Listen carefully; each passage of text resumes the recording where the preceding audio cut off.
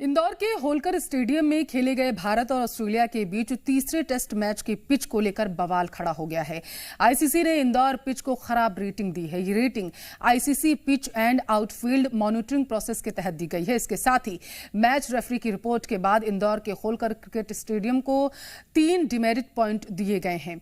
ICC के match referee Chris broad ने match को लेकर अधिकारियों और दोनों टीमों के कप्तानों से चर्चा भी की थी। क्रिस ब्रॉड ने कहा वह पिच बहुत ही ड्राई थी, इस पर बल्लेबाज और गेंदबाज के बीच संतुलन ही नहीं बन पा रहा था।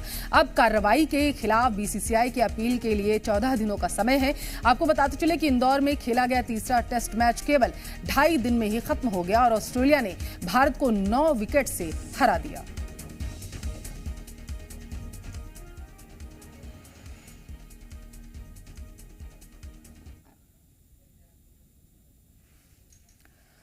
तो इंदौर के होलकर स्टेडियम में खेले गए भारत और ऑस्ट्रेलिया के बीच तीसरे टेस्ट मैच की पिच को लेकर बवाल मचा हुआ है। बताते चले कि आईसीसी ने इंदौर पिच को खराब रेटिंग दी है। Rating ICC pitch and outfield monitoring process के तहत दी गई है।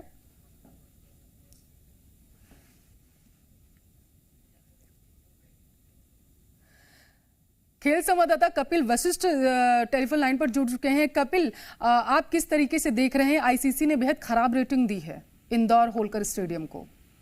बिल्कुल, देखिए आईसीसी के जो मैच रेफरी हैं क्रिस ब्रॉड, उनका जो स्टेटमेंट अगर देखें तो जो शब्दावली उन्होंने इस्तेमाल की है इंदौर की पिच के लिए, उन्होंने कहा है कि ये पिच में पूरे खेल के दौरान अनइवन बाउंस था और एक्सेसिव बाउंस था। और जो एक और लाइन उन्होंने कही, अगर हम ध्यान से पढ़ें उनकी स्टेटमेंट को, तो उन्होंने कहा कि ये वो पिच थी जिसमें खेल शुरू होने के बाद जो 5वीं बॉल डाली गई उसी से पिच का सरफेस ब्रेक हो गया। यानी उनका कहना था कि खेल जब शुरू हुआ है, पहला ही ओवर चल रहा है, 5वीं बॉल डाली गई है, तो पिच का कोई हिस्सा कैसे उखड़ सकता है। तो इस बात को लेकर उनकी नाराजगी रही और इंदौर की पिच को पुअर करार दिया गया है आईसीसी की तरफ से। अब भारत के पास, बीसीसीआई के पास 2 हफ्ते का वक्त है इसके खिलाफ अपील करने के लिए। 3 डिमेरिट पॉइंट भी दिए गए हैं। ये डिमेरिट पॉइंट 5 साल के रोलिंग पीरियड के लिए लागू रहते हैं और अगर 3 के अलावा 2 और पॉइंट अगर हो जाते हैं, मान लीजिए 5 डिमेरिट पॉइंट हो जाते हैं, तो फिर 1 साल के लिए इंदौर कोई अंतर्राष्ट्रीय मुकाबले को होस्ट नहीं कर पाएगा। अगर ये डिमेरिट पॉइंट बढ़कर 10 हो जाते हैं तो फिर 2 साल के लिए इंदौर किसी अंतर्राष्ट्रीय मुकाबले को होस्ट नहीं कर पाएगा।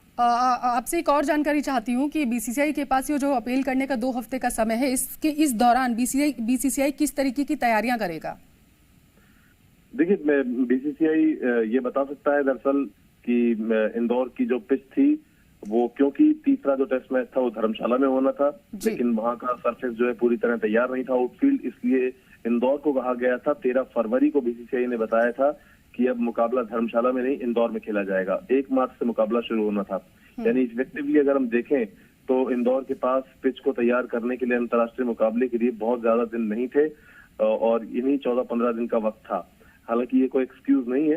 अगर आपने एक वेन्यू को चुना है तो फिर उसको अगर देखें तो उसको पूरी तरह तैयार होना चाहिए। लेकिन मुझे लगता है कि ये क्रिस ब्रॉड ने यहाँ पर थोड़ी सी ज्यादती इंदौर के साथ की है, क्योंकि अगर आप देखें तो रोहित शर्मा से जब पिच के बारे में पूछा गया तो उनका जवाब बहुत बढ़िया था। उन्होंने कहा कि पिच के बारे में बात मत करिए, यहाँ पर जिस तरह के चैलेंज थे और जिन खिलाड़ियों ने कमाल का परफॉर्मेंस यहाँ पर किया उनके बारे में बात करिए। नेथन लायन के बारे में बात करिए जिन्होंने 8 विकेट लिए दूसरी पारी में। स्पिनर्स के बारे में बात करी जिन्होंने बढ़िया गेंदबाजी की। आप पुजारा के बारे में बात करी जिन्होंने 59 रन की शानदार पारी खेली। उस्मान ख्वाजा के बारे में बात करी जिन्होंने अच्छी बल्लेबाजी की। और स्टीवन स्मिथ से जब सवाल पूछा गया तो उनका भी यही कहना था कि मुझे इसी तरह की विकेट्स पर खेलना पसंद है, जहां पर हलचल हो रही है, जहां पर हर वक्त कुछ ना कुछ हो रहा है जी। तो मुझे नहीं लगता कि पिच में ऐसा कोई डेंजरस वाली बात थी। आप किसी पिच को जी, बहुत बहुत शुक्रिया कपिल वशिष्ठ, खेल संवाददाता, इस मामले पर जानकारी दे रहे थे। तो आईसीसी की तरफ से होलकर स्टेडियम को बेहद खराब रेटिंग मिली है। 14 दिन का समय बीसीसीआई के पास अपील करने के लिए। खबरों में बने रहने के लिए आप हमारे फेसबुक, ट्विटर और इंस्टाग्राम पेज को फॉलो कर सकते हैं। लेटेस्ट अपडेट के लिए आप हमारे यूट्यूब चैनल को सब्सक्राइब भी कर सकते हैं और हाँ, बेल आइकन पर क्लिक करना ना भूलें।